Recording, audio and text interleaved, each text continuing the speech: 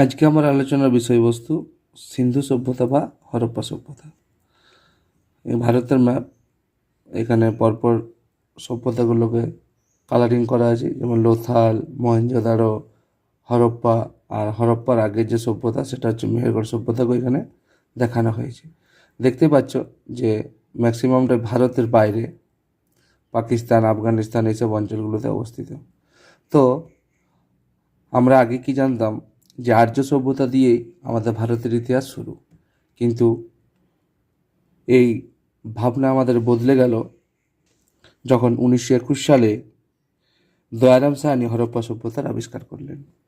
সিন্ধু নদীকে কেন্দ্র করে মেহেরগড় সভ্যতার পর ভারতে এক অতি আধুনিক সভ্যতার উত্থান ঘটেছিল।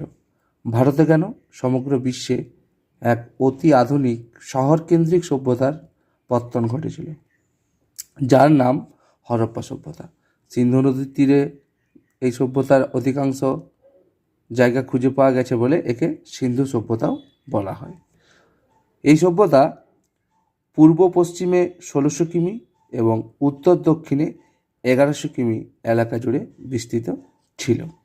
এর সময়কাল কখন ছিল? 3250 খ্রিস্টপূর্বাব্দ থেকে 2750 খ্রিস্টপূর্বাব্দ।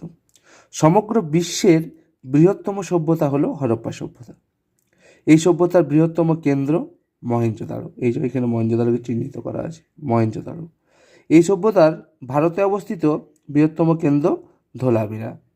ইংরেজ প্রত্নতত্ত্ববিদ আলেকজান্ডার ক্যানিংহাম হরপ্পা অঞ্চলে একটি শিলমোহরের সন্ধান পান এবং 1875 সালে প্রত্নতত্ত্ব বিভাগের প্রধান স্যার জন মার্শালের নেতৃত্বে খনন কার্য শুরু হয়। 1921 সালে দয়ারাম সাহানি হরপ্পা সভ্যতার আবিষ্কার করেন। 1922 সালে রাখালদাস বন্দ্যোপাধ্যায় মহেঞ্জোদারো সভ্যতা আবিষ্কার করেন। দুটি সভ্যতাই সিন্ধু নদীকে কেন্দ্র করে গড়ে উঠেছিল বলে এই সভ্যতা সিন্ধু সভ্যতা নামে পরিচিত। পরের ভিডিওতে আমি এই সভ্যতার বিস্তৃত আলোচনা করব।